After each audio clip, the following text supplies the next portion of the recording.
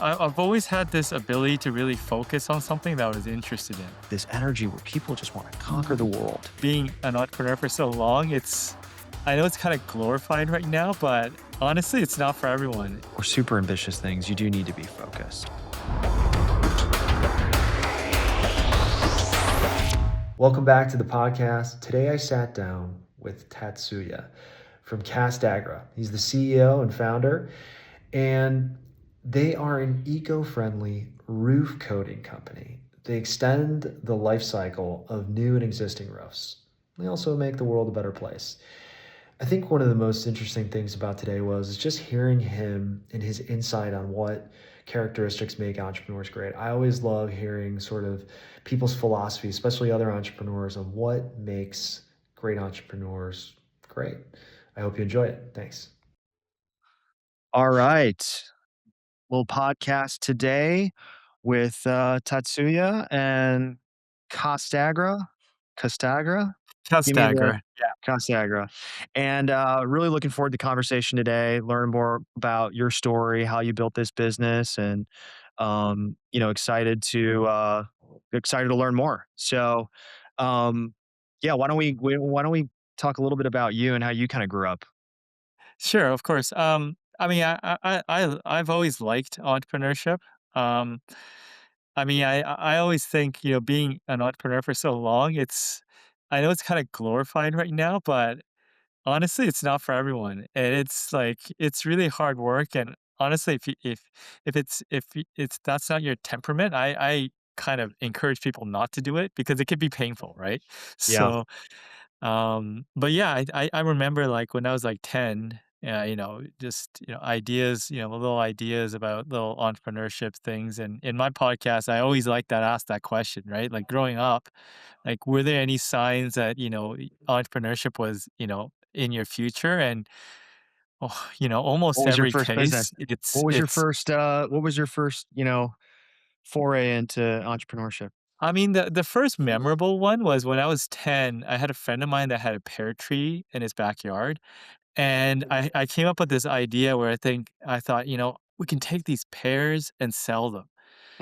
So we we found this, like, bus stop that was next to a convenience store that wasn't selling fruit, and we set up a table, and we started to sell these pears, and these pears are so ugly, right? There's just and we're not doing well, and we're thinking about, sort of shutting it down and quitting, and some guy, and either his wife or girlfriend, came up to our table and said, "Hey, I love entrepreneurs," and reaches into his wallet, grabs $20, gives it to us, and we're like, "Wow."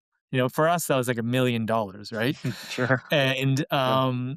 so, the learning for me was, "Hey, look, our product was not good, our execution wasn't great, but if you go out there and try things, good things can happen," was Yeah. kind of the lesson. And, I kind of dabbled in other things, but I would kind of came back to that idea that you can sort of create something, or, you know, uh, improve something, or, improve your situation or improve other people's situation. So that kind of lesson stuck with me. So that was kind of the first thing I remember.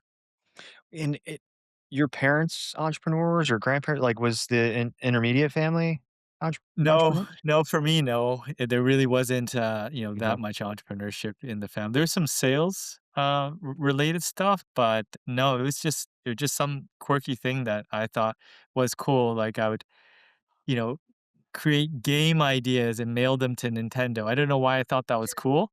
I got the, classic rejection letter from Nintendo, but I always thought that, just ideas and stuff were interesting to me. Yeah, for sure. So talk to me a little bit about, I mean, from 10, do you have any other kind of side hustles or things as you got a little bit older before you? Yeah, I mean, I coach tennis. I did personal training because for a while there I had this, dream of playing professional tennis. I started Oh, really wow. late, Okay. so I got into it, but after that kind of, dwindled. I mean, because I played college tennis, but I got injured because I was just training too much. Um, Yeah, I kind of went back into the business side of things, and at that time, maybe it was my sports background or whatnot, I knew I needed a coach or a mentor. And back then, like right now, like you're doing a podcast now, there's so many, great resources out on people building in public and stuff like that. But at the time, Yeah. people weren't sharing, right? And the business books you read back, they were just horrible. They were just so glossed over versions of how everything was perfect and everything was lined up the way it's supposed to be. So Mhm. for intuitively, I knew that I needed someone that, sort of been there, done that. And luckily, through a contact from work, I got introduced to a guy named Peter Rosen. So he was an inventor type, invented a bunch of things. Most notably, at least on the technology side, he invented the Windows Media Player and, sold it to Bill Gates. So he had this ability to like create stuff and some ability to commercialize. And I thought that was awesome. So I found my way of working for him for free, doing whatever. And, I learned and built up a relationship. And, since then we've done a few projects, more recent one, I say recent, quote unquote, in the last 16 years is our Castagra company. So Well, let's right before we dive into the business though, walk me through like your your sports and there's always a I think common makeup of an entrepreneur. Um, one, I think they're great at sales and they're good storytellers.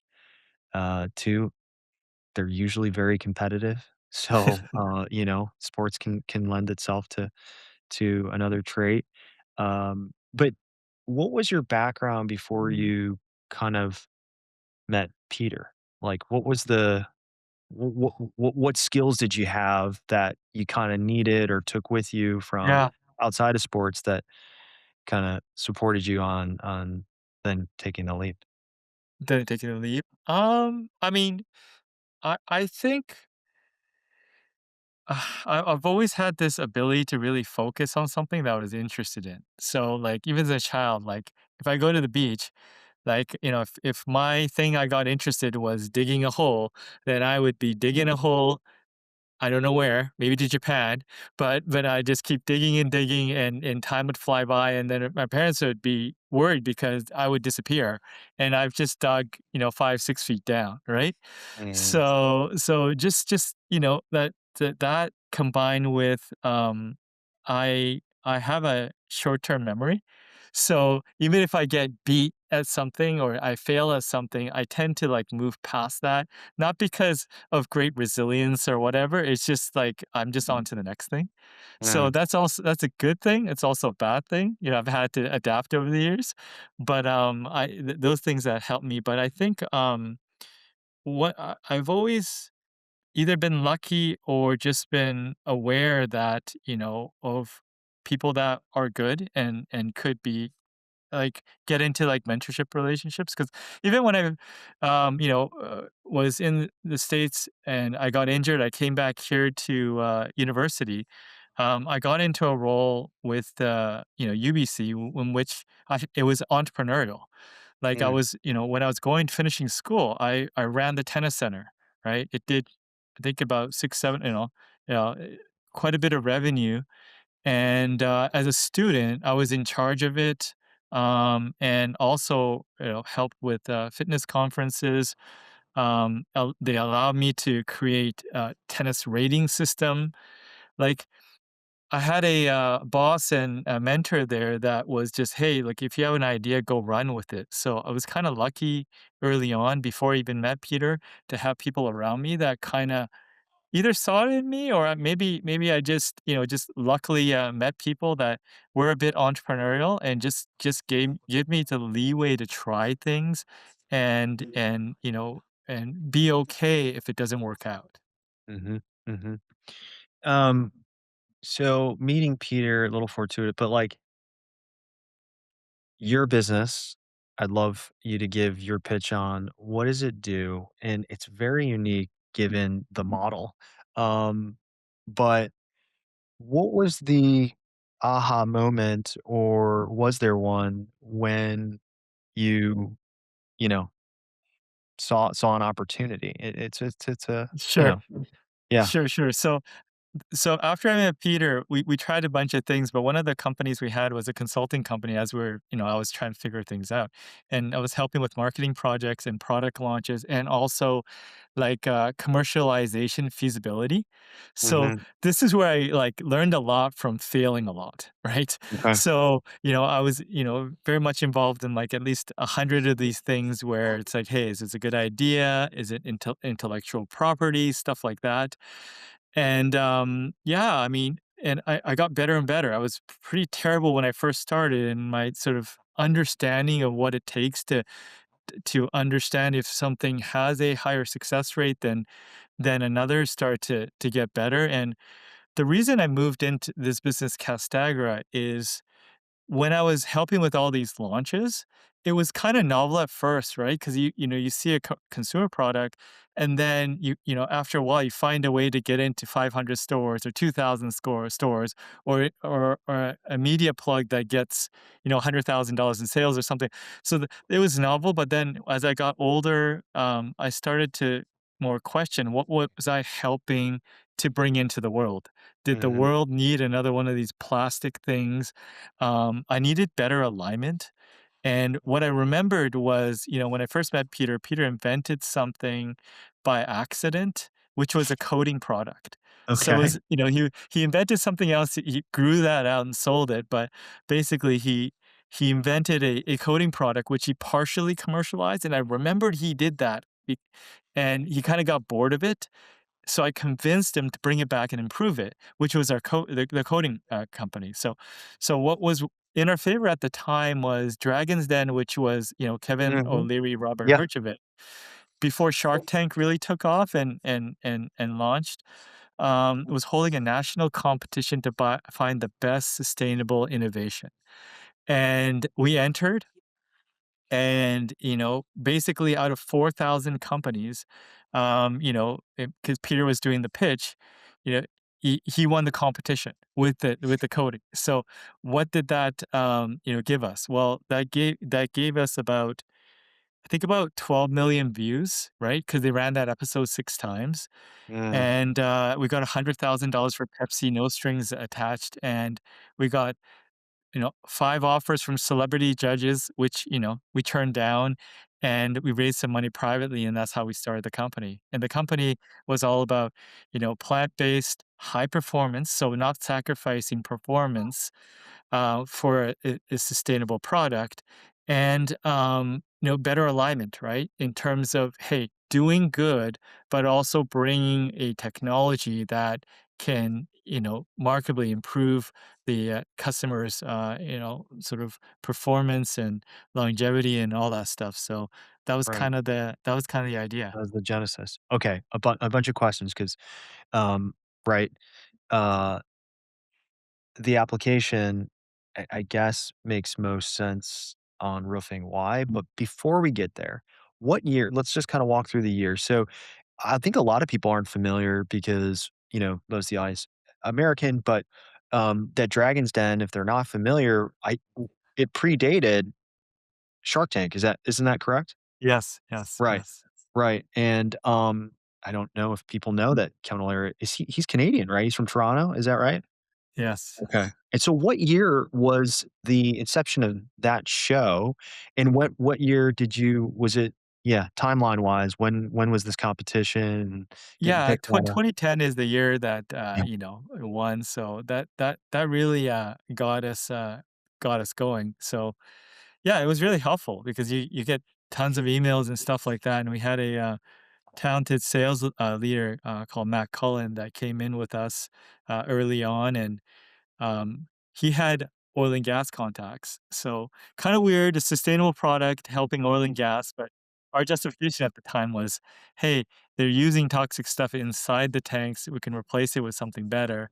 And but yeah, we went through oil and gas, and oil and gas was tough. Like it was a very tough industry, tough applications, very um, they put push our technology to the limit. But I think that the biggest challenge was the volatility of the industry, right? Like I think Mm, one of the things we really knew, because the customers are so big in oil and gas, was it was like, um yeah, I mean, it took up bigger and bigger, sort of customer base, right? Because all these companies are so big, and we're trying to diversify because we're a little bit worried about that Mhm. into water and wastewater and other areas. But when the price of oil crashed, I mean, literally, we saw our sales just tank over 60 days, like, Mm, in a huge, huge way. So that was a lesson for us, really, just to, sort of work in industries and stuff where you're diversified or more stable industries. But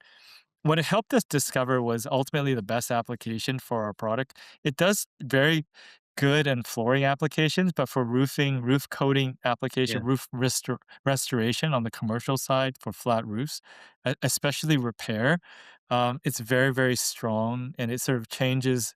It has a technology that's quite different than many of the technologies in the industry right now. So, right. And I guess walk me through a little bit, who's the customer and has that changed at all since the start? Um, and then are you actually manufacturing the product or is it more you did the material science, got the product and someone else makes it? Yeah, walk me through a little bit about sure. customer and distribution. Sure. I mean, originally when we started, we were targeting a lot of try to move up to larger projects, which we still do, right? But I think what we found was that, it's first of all, it's very, very competitive there, and it's also very litigious as well, right? Uh-huh. So, and people are willing to cut their prices quite aggressively to try to compete with that in many different ways, right? So our performance characteristics, I over the years, we realized that on the repair side, where people were, fixing leaks that they were having trouble with other things they couldn't solve with, call it, yeah, just patch and repair side was the way to the market for us with our technology, but it took us a while to really understand that as a focal point. So that definitely is a change. Well, let's dig it, just double click there. So it was hard to understand how to get it out to the customer. You know, it solves a problem. And do you go into big box stores first? Do you go to the subcontractors that are a B2C working on residential? Or did you decide starting off with commercial and industrial? Like what, it's like it's figuring out, hey, we know we got a great product. Yeah. Yeah. So how did you Yeah, kind of we didn't arrive go to the retail way because I understood that side of things, and I knew um, some of the things that are involved there. We figured the contractor route was probably the best for us. I mean, since then we've kind of evolved to there's a contractor piece to it, there's a distributor partnership piece to it, and there's also a property manager piece to it. right. So you kind of have to, depending on the market, depending on who you're dealing with, you kind of have to touch on each of those a little bit. Um, Obviously, if you can get closer to the owner, that's ultimately better. But I think in terms of um, commercial contractors, it's probably the best. And I think that what we've noticed in the industry is that sort of mindset around the commercial contractor has changed because Mm, before like small format repairs, like they call it the service side, wasn't looked on as a huge opportunity. But I think over the last 5 years, the mindset has changed that the small repairs, is great for maintaining a relationship with a property owner or property owner group and to become a trusted partner. So when they do need to replace the entire roof, then they become a trusted partner. So it's become more of a accepted strategy. So our sort of repair focus lines up very, very well with companies that take that approach, which seems to be the approach that the successful commercial contractors are taking right now. got it. Gosh, marketing has changed so much since when you started. So and that's also like, I mean, that would be earlier days to even sell the product if you can. I know it's a bio-based product, and I know any type of liquids with chemicals or selling that on an Amazon or some sort of platform marketplace is probably not easy. But two is like, I mean, being able to market a product with a contractor on TikTok was not something we really did 15 years ago, right? But I could see going viral where it's like it's good for, it's good for the environment. It's would you say it is a better or superior product to like Yeah, I the mean, we petroleum don't the win in typical. every scenario, but for the repair side, I think we Mhm. win, in most cases, so I think for us, like, we try to be, like, pragmatic as possible, like, we can say we can do everything, but ultimately, we just want the contractor to win, so and smart contractors know right away when you start using the product, okay, it's good for this and good for that, so we try to be as accurate as we can in terms of, "Hey, tell us what you're dealing with, and then we can let you know what would work and what wouldn't work." So we have a pretty good team that sort of can sort of separate those 2. Got it. Yeah, sorry. On the second question, do you manufacture and create the product and then warehouse it and distribute it out to these Yeah, I mean, for contractors? us, luckily, like, liquid applied is like a blending process. So Right. for us, contract manufacturing, right? We have the formulation and some intellectual property, and then we market and distribute it. So I guess, in some ways manufacturing, quote unquote, but yeah, we don't own our own factories and stuff like that. That's the way it's commonly done with Yeah. blending products unless you're a very, very large company. Okay. And being based in Canada, would you US say based, US now based. US based? Well, no, we By we by we made structure? that very specific move early on Okay. to be US based just because we felt that that was the opportunity in the market, Mhm. that was and we don't regret it. I mean, just the adoption and, well, just the market size, right? So, Right. yeah, so that was just a early move that was in our favor, so. And where are you based, and is there a particular geography you're strongest in then? I mean, Northeast is pretty good. A little bit on the West Coast, with probably the strongest at this point, right? So, Mhm. and the market's very large. We have customers in all different places, but I would say the strongest is a bit on the West Coast and Northeast. And since, the inception, I have to imagine there's more competition. Um, has it gotten and honestly, like, the tailwinds of just, a better, cleaner Earth, right? I mean, that this narrative for the last 15 plus years has certainly increased, so I can see other people packaging it in the same manner and selling a product that ultimately is high quality and, sellable. So, how is the marketplace and the Yeah, landscape, I mean, competitive landscape? I think, like, over the years, there's a number of companies, that have tried to knock off the product. I think more recently, some of the larger companies are starting to take interest with Mm, at least one of them, having a commercially available product, although not exactly our approach. We still think ours is better, but I think that just puts an onus on us to keep innovating, right? Like, you mhm, can't stay still. We've introduced many other configurations, refinements, or improvements. So, yeah, that's something that we continually have to do. And I think luckily we have a group of people that like innovation, yep. right? And I think are playing around with stuff all the time. So I think that's something that we have to do. But um, luckily we have a group that likes to do that. Likes to do this stuff. And based where? The innovation, the production, most of our activities, most of our team members are in the US, so Right, right. but, So what, yeah. um how do you think about here's a interesting idea because it's the world that I'm now in is what about have you ever approached, like, platforms that are owned by private equity that have a ton of commercial contracting businesses? Curious on yeah, if you've ever approached any of those Oh, I folks. see, I see.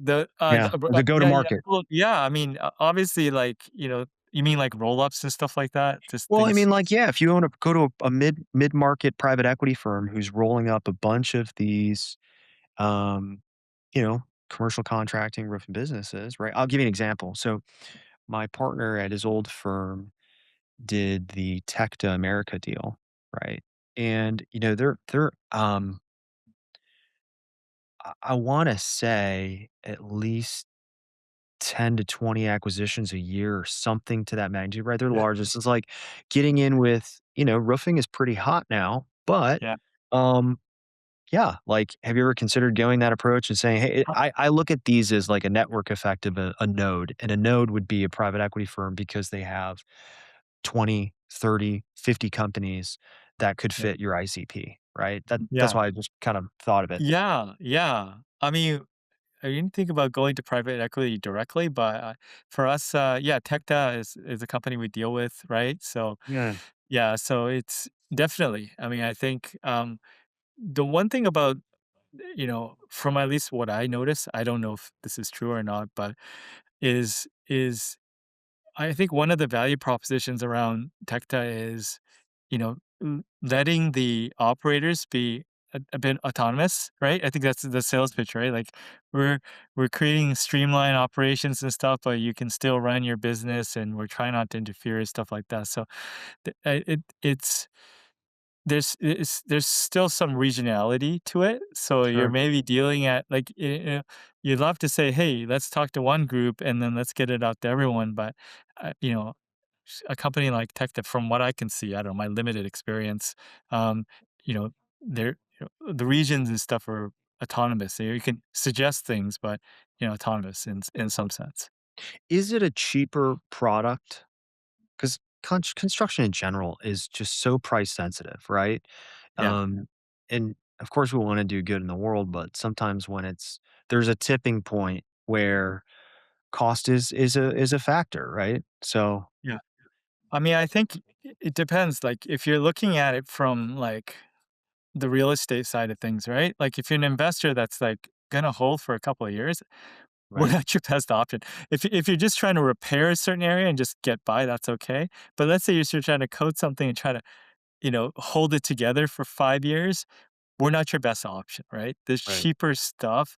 But if you're, hey, look, this real estate, we're gonna hold on for the next 15, 20 years, right. then we are there. Then we're right there, right? So it Uh-huh. just really depends on what the goal is from the asset owner, right? So Right, right.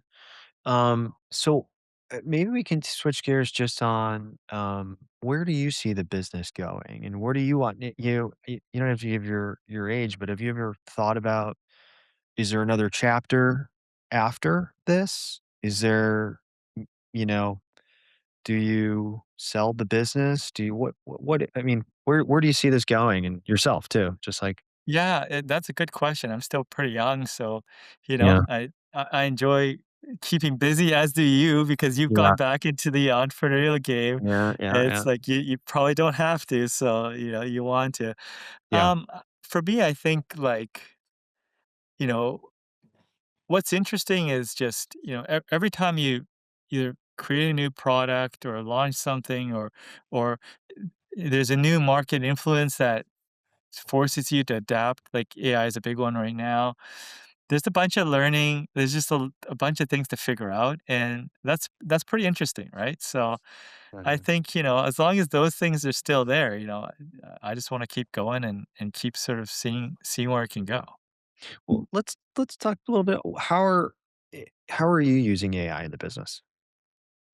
Uh, right now, I mean, I'm encouraging it for everyone. I mean, we're switching over one of our, I guess, we have our training modules on a different platform, but Yeah. switching it to another platform as well, and to realize how quickly you can these some of these tools can take what you've done before Mhm, and get you back to where you had it at a fraction of the cost or with higher quality. So mhm. um, it's amazing. It's amazing. So, I mean, there's just so many different ways that you can use it, and luckily we have some people that are interested in that sort of thing. So, um, but at the core, I mean, I think you understand construction a bit. You said price sensitive. You knew about tech debt and stuff like that. Um, the relationships are really important, right? So you go to the shows, people see you there. How's your family? This, you know, the type of collaborations or the partnerships you've had over the years. So I think AI can't replace that, right? Oh, yeah. Because Yeah. you want to see people, you want to, um, continue relationships or build stronger relationships. But there's just a lot of ways where there's productivity or insight or things you can do to sort of give yourself an edge on all those things, right? In terms of being able to output more and stuff like that. So at no point we want to sacrifice the relationship side Mhm. in using the AI, so we're careful with that. But there's a ton of areas I think, some of which we're trying and some of which we don't know yet, that AI can help us in. You wanna talk about your podcast and who you typically have on and how that's I mean, how long you've been doing it and what you really like Oh, what do you really enjoy yeah. about it? So I'm curious. Um, sure, sure. I mean, I started the podcast originally because this was 6.5 years ago, Yeah. because I didn't feel like I had a good grasp of how construction, building materials, or even entrepreneurship worked, at all. And Hmm. I needed an excuse to talk to these top players, and because especially construction, it's so fragmented, right? There's the different trades, there's the general contractors, there's the specifiers, right?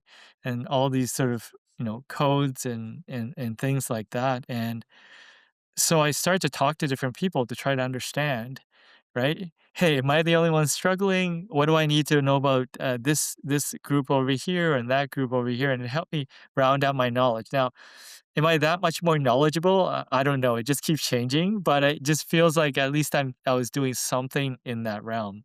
Mhm. Also, it was really cool to hear a lot of origin stories of Oh, entrepreneurs. yeah. Some were in the tech side, some in the building material side as well. But you start to connect the dots where like how people know each other and stuff like that. So that was very interesting.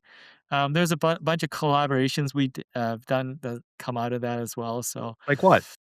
well, content collaborators, we joined presentations at conferences, we met some great people where, some of these things are very hard to get into by ourselves, but, they saw value in us. And, we had our team members presenting at the biggest shows in the industry, which Mm, is great, right? In terms of, we're so small compared to these big companies, but if we're represented at these events, it just really puts us as someone that is committed to the industry and will continue to go there. So that's an important thing people see, because in the roofing industry, what you commonly see is a lot of uh, uh, you know, the example I see is technology companies, right? They come in, right?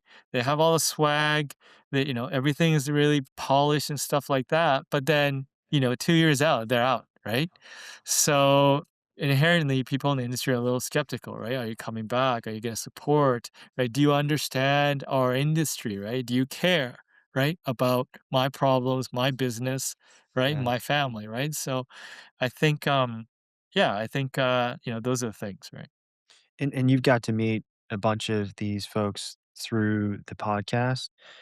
Yeah. Um, what are the big shows that you would recommend? If there was one that I need to go to meet great and I'm specifically talking about small businesses, so, um, what would you I say mean, would be I the think for us, I mean, I can't speak for everyone because there's so many, Mhm. different shows and, people have different reasons to go in for shows. But for us, the International Roofing Expo, which is usually in, January or February, um, the year is the one that we really need to pay attention to and we go to every year. So I would say for us doing that, but depending on your objectives, right? Like I think, um, one of the roofing podcast, which I started just to get to know the roofing community better. I asked them like, "Hey, what do you suggest to people that are considering or looking for, sort of the first steps in the roofing industry?" I always ask that question Mhm. in this podcast I do,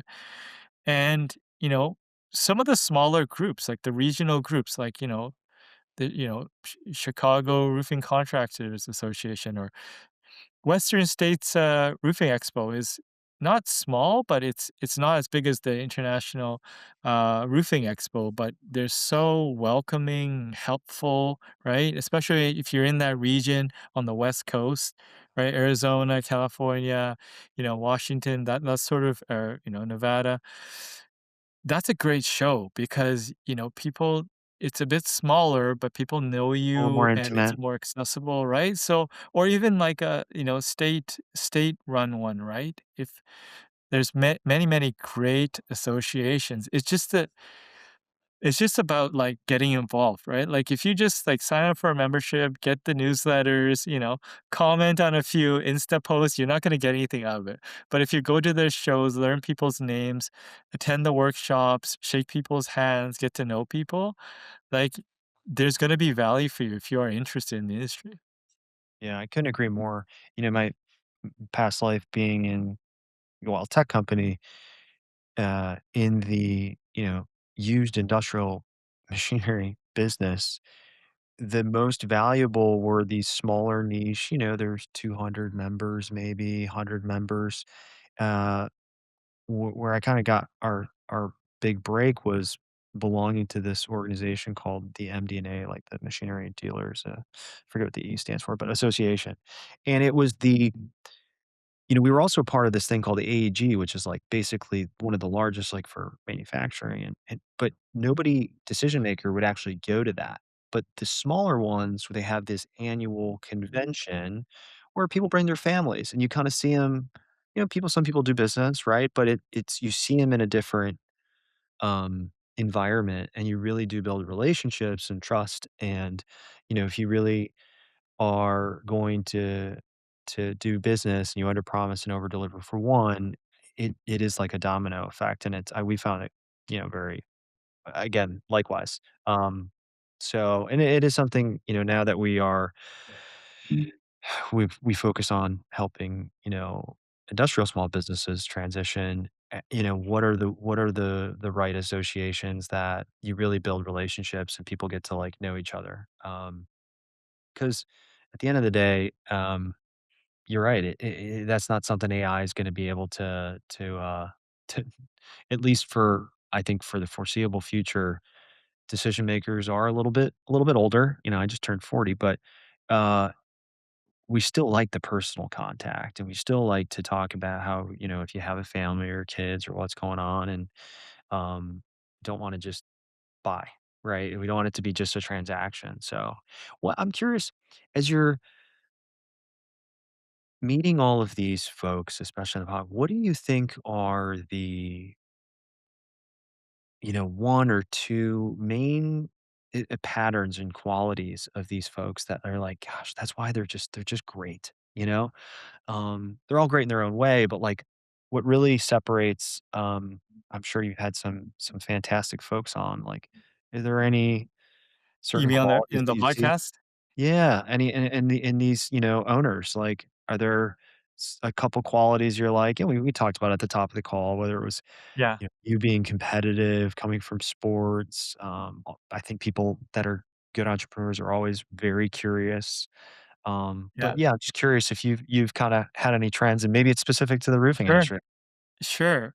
For myself, like, because interviewing tech people or industrial or whatnot, I would say, like, okay, so three things. You mentioned one of them, curiosity, which it's good, but I think very high self awareness, right? Mm, They know, like, what they're good at and what they stink at, and they're not yeah, delusional about it. Okay. yeah. And then a unbelievable, like, the best entrepreneurs I've ever met they have an unbelievable clarity on what they're trying to accomplish, Mm, right? And what contributes to that, happening. So, and the more I see, like, they've achieved more, right? That, achievement or success or whatever is, it's everyone's different definition, but their own definition, they're more likely not to, like, stray from that. Like, there's no noise. Like, they're just mm, essentially like, I am focusing on this because this is my goal.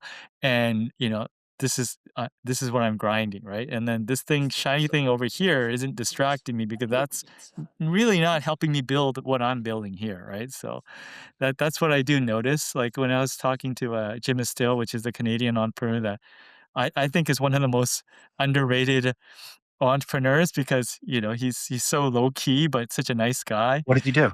He built a computer distribution business in Canada from zero to I think 300 million, and then it merged to a division which I'm trying to remember the number. I think it was 600 million with this merged division, and then he built it up to 2 billion.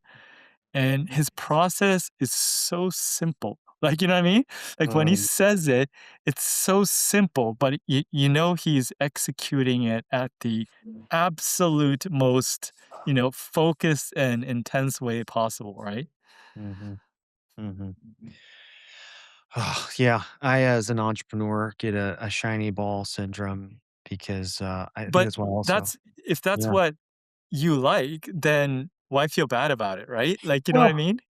it goes back to I if you wanna accomplish great things, uh, or super ambitious things, you do need to be focused, right? I think I hear a lot, it's so hard to say no, but greats, the 0.01%, they're very good at laser focus, and you don't do a ton of stuff at one time. I mean, we're not all like, you can say what you wanna say about 'em, but, like, I don't think most people are like an Elon where you're building, Yeah, multiple businesses that are that big. yeah. And it's something that I am conscious of, but I wanna get better and better at, which is there's this actually, I'll send it to you. It's a tweet that I have bookmarked, um, from X, and it's this, I think, former VC who now is, I think, an operator. But long and short says the greatest entrepreneurs that he had met, and he would do anything from Series A to like Series D, was two things. One is agency, this like resiliency, just no matter what, you'll just run through walls. And he's very much speaking about, tech entrepreneurs because it's just so hard growth. And yeah. And the other one is latitude, which is you kind of touched on a couple points. The way he describes it is there is a maniacal focus. You have the ability, which I'm not great at, but to distill really complex things down very simply, but everything in between to no matter who you're speaking to. And it also incorporates the self-awareness where you have to know who you're communicating to speak at the 30,000-foot view, 25th, 10th, 5th. And the greats are really good at, communicating that. And so, yeah, I'm always interested in and maybe because you also started at the top of the call, which I found interesting, is entrepreneurship. It's just not for everyone. It's so hard. Um, and sometimes I have lived in Europe, um, on and off, but 9 years, and there is a different mentality that you have to really find the community to be surrounded by people where if you get dropped in New York City or in the middle of San Francisco, and there are other pockets, right? I can't, and I'm not saying Chicago's not that, but like, especially New York or especially San Francisco, it's just like this energy where people just want to conquer the world, right? And finding the other people who want to do these great things. I got to tell you, it's like, yeah, because I'm trying to learn. And that part of this is originally and going to continue to focus on having conversations with industrial small business owners, but also it's like learning.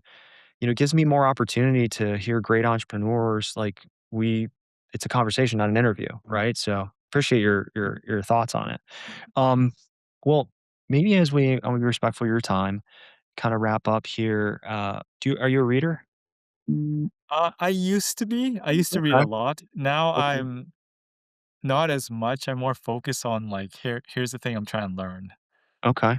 Okay. Well, what is that? We'll go with that. I'll let you lead on this one. If there's something that I need to learn, what's your latest sort of as you said before, you might be digging a pretty deep ditch when you get into something. There's also a quality in entrepreneurs that get obsessive. But like, is there anything that you've been really interested in trying to learn? Doesn't have to be a skill, but just something that you've really been interested in?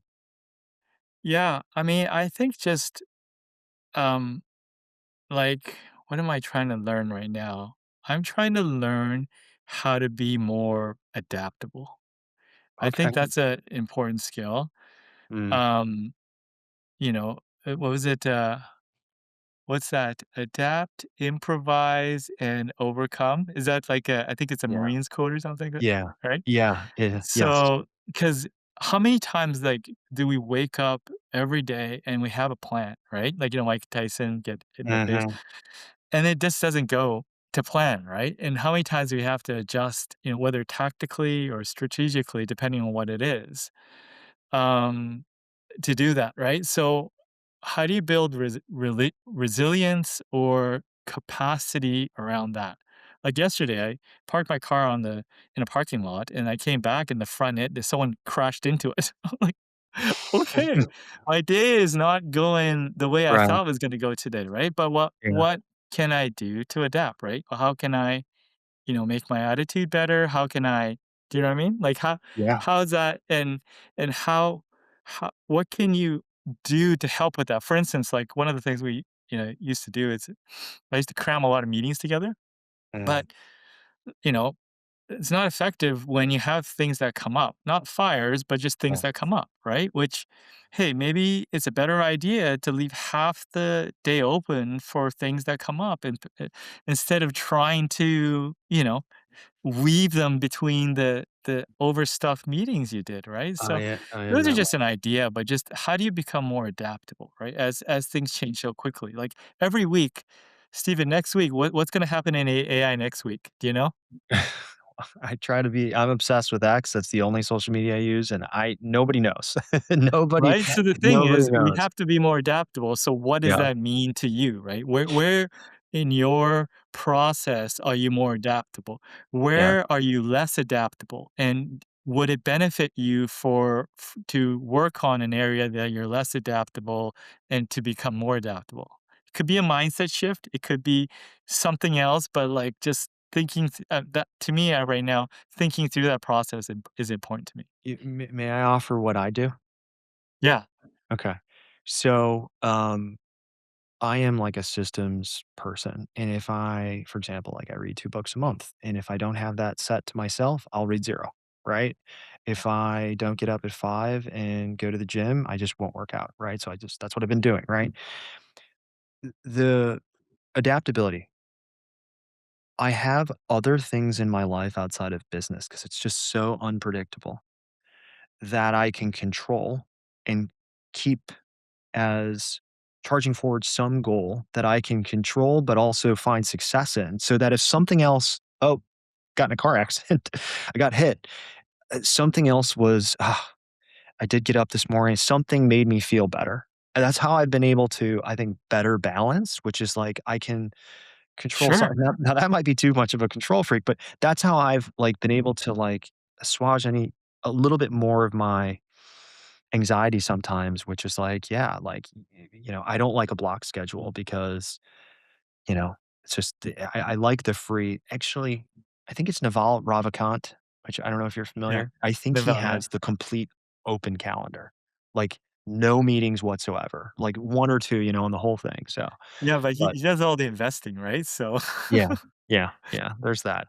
Um, well, listen, it's been a great conversation and thank you very much for, jumping on. Is any last words or should we No, tie it up thanks for here? what you do. Thank you. Thank you.